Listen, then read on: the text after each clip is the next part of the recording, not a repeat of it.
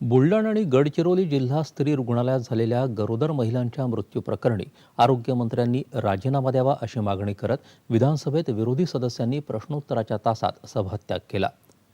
याबाबतच्या प्रश्नाच्या उत्तरात आरोग्यमंत्री तानाजी सावंत यांनी बुलढाणा प्रकरणी अतिरिक्त मुख्य सचिवांच्या अध्यक्षतेखालील समितीमार्फत चौकशीची घोषणा केली होती.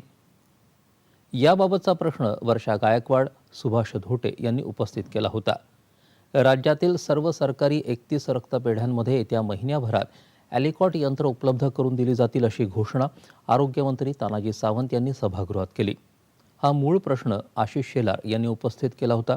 हे यंत्र लहान मुलांना रक्त देण्यासाठी लागणाऱ्या रक्तपिशव्या तयार करण्यासाठी आवश्यक असतं.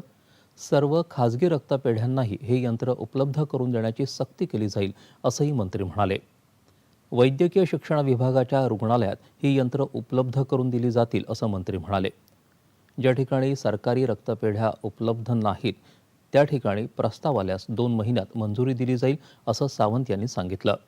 तत्पूर्वी पुणे जिल्ह्यातल्या इंद्रायणी, पवना आणि मुळा या नद्यांभोवती वाढलेल्या मोठ्या प्रदूषणाच्या नियंत्रणासाठी उपाययोजना करण्यात येत असून त्याचा विशेष आराखडा तयार केला जात आहे अशी माहिती प्रभारी मंत्री उदय सामंत यांनी विधानसभेत विशेष सत्रात दिली. याबाबतची लक्षवेधी सूचना महेश लांडगे यांनी उपस्थित केली होती. त्यावर या नद्यांच्या काठावर अनेक बेकायदेशीर उद्योग, गोदामं उभारण्यात आली असून बेकायदेशीर कत्तलखाने देखील चालतात अशी सदस्यांची तक्रार होती. या सगळ्यांवर तातडीनं कारवाई करू असं सामंत म्हणाले. तत्पूर्वी सभागृहाचे दिवंगत माजी सदस्य विठ्ठलराव शिंदे यांच्या निधनाबद्दल सभागृहानं शोकप्रस्ताव मंजूर केला आणि 2 मिनिटं स्तब्ध राहून श्रद्धांजली वाहिली.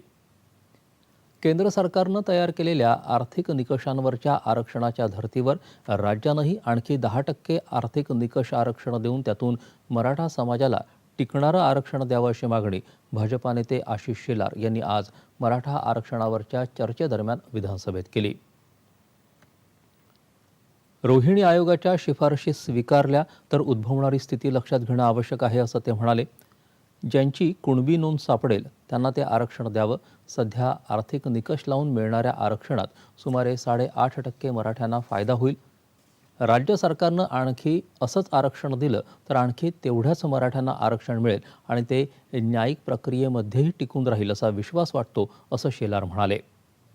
बिहार सरकारच्या धर्तीवर देशात सर्व ओबीसी समाजाच्या गणनेची व्यवस्था करण्यात यावी. त्यानंतर ओबीसी आणि मागास प्रवर्गातल्या लोकांना आरक्षण वाढवून देत मराठा समाजालाही आरक्षण द्यावं अशी मागणी नाना पटोले यांनी यावेळी केली.